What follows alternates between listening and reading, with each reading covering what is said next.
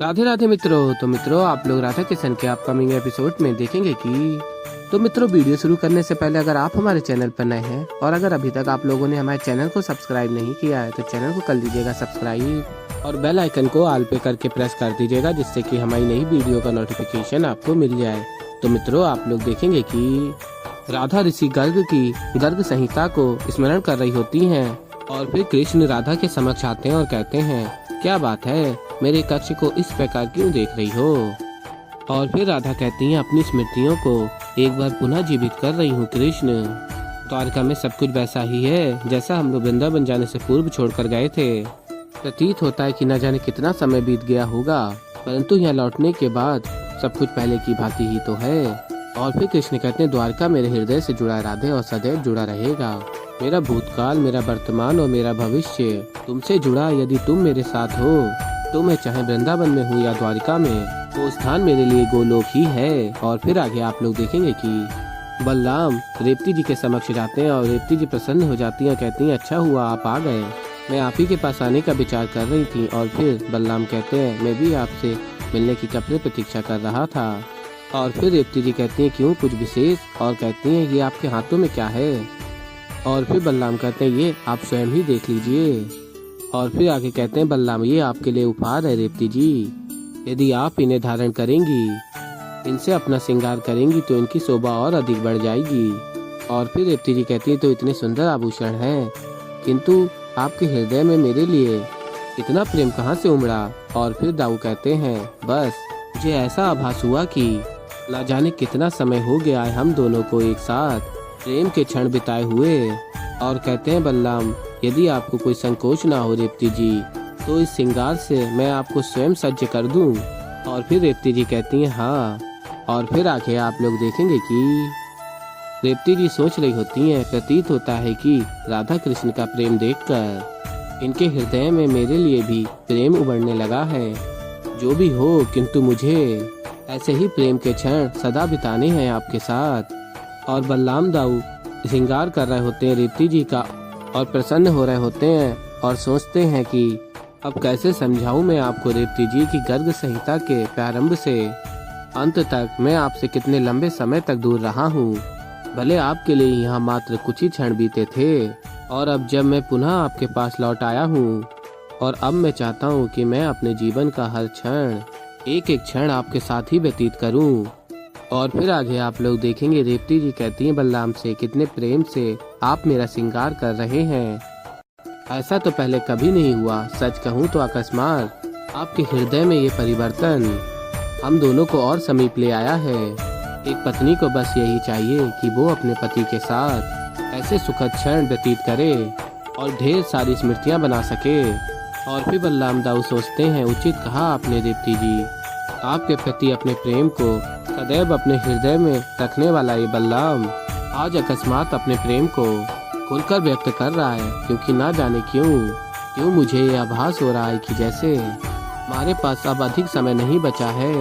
और फिर आगे आप लोग देखेंगे कि राधा कहती है कृष्ण से, वृंदावन और द्वारिका ये दोनों स्थान मेरे हृदय के बहुत निकट हैं, किंतु हमारी इस प्रेम की कथा का आरंभ गोलोक में ही तो हुआ था ना।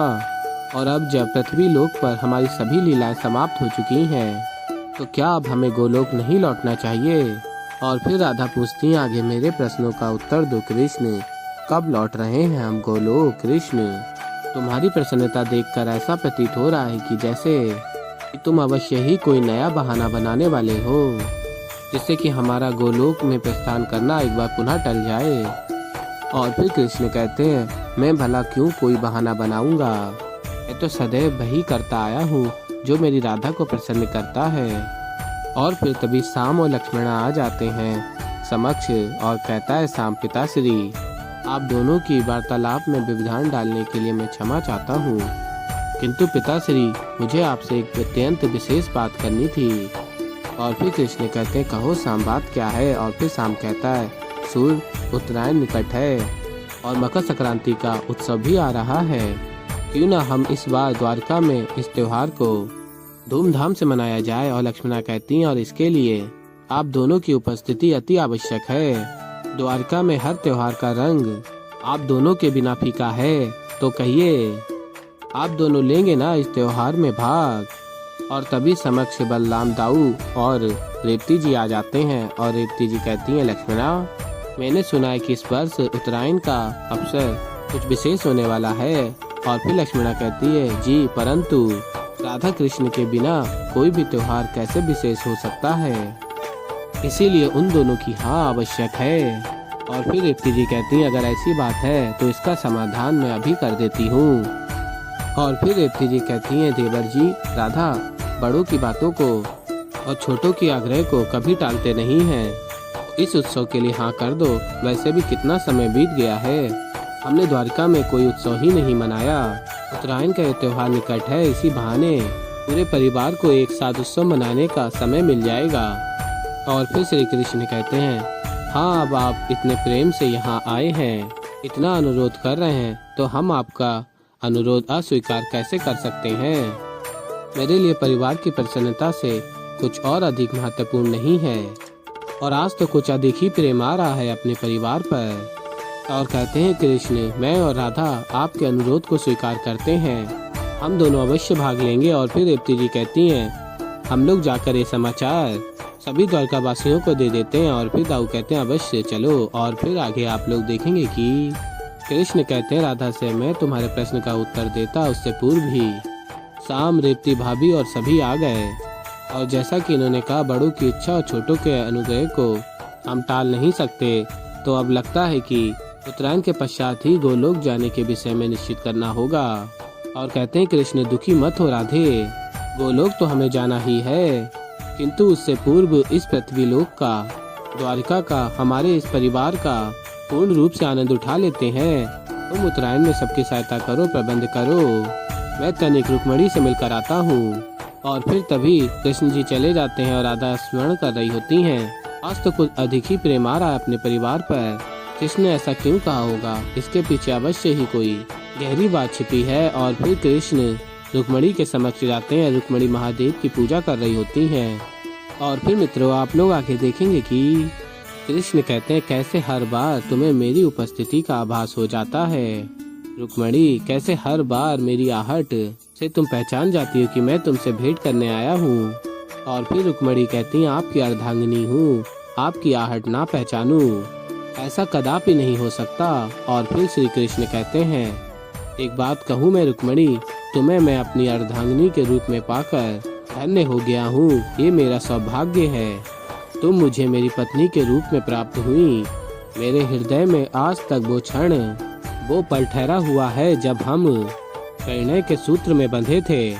और कहते हैं आगे, उस दिन मुझे अर्धांगिनी प्राप्त नहीं हुई, अपितु मेरे जीवन में ऐसे व्यक्ति का प्रवेश हुआ जिसके हृदय गंगा सा पवित्र है। तुमसे विवाह करके मैंने प्रेम के एक भिन्न रूप का अनुभव किया, एक ऐसा प्रेम जिसमें लालसा नहीं है, केवल समर्पण है।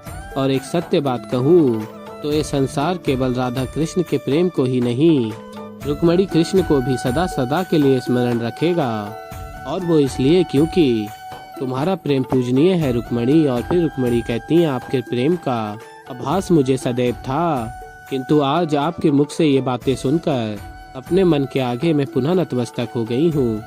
और कहती हैं आगे रुक्मणी, किंतु श्री कृष्ण, आज अकस्मात ये सब बातें आप मुझसे क्यों कह रहे हैं। और फिर कृष्ण कहते हैं, क्योंकि आज से हर एक क्षण का हम पूर्ण रूप से आनंद उठाएंगे, एक एक सुंदर स्मृति अपने हृदय से समेट कर रखेंगे।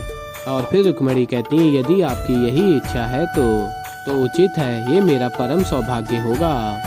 और फिर श्री कृष्ण चले जाते हैं वहाँ से। और रुक्मणी कहती हैं, श्री कृष्ण ने अकस्मात ऐसी इच्छा क्यों प्रकट की। शाम कहता, मेरे प्रिय द्वारका वासियों, आज मैं आप सभी के लिए अत्यंत ही शुभ समाचार लेकर आया हूँ। द्वारिका में उत्तरायण के अवसर पर एक उत्सव होने जा रहा है, जिसमें आप सब आमंत्रित हैं। जो भी सूर्य देव की पूजा में भाग लेना चाहते हैं, उनके लिए द्वारका के द्वार खुले रहेंगे। और फिर द्वारका वासी कहते हैं, तो क्या हमारे परिजन भी द्वारका आ सकते हैं उत्तरायण का त्योहार मनाने के लिए। और फिर लक्ष्मणा कहती हैं, अवश्य आ सकते हैं। तो ऐसे ही मित्रों आगे और भी बहुत कुछ देखेंगे। तो अभी के लिए इस वीडियो में इतना ही। तो मित्रों, अगर आप लोगों को हमारी वीडियो पसंद आई हो तो वीडियो को कर दीजिएगा लाइक, चैनल पर नया तो चैनल को कर लीजिएगा सब्सक्राइब। और मैं मिलता हूँ जल्दी एक नई वीडियो के साथ। तो तब तक के लिए राधे राधे।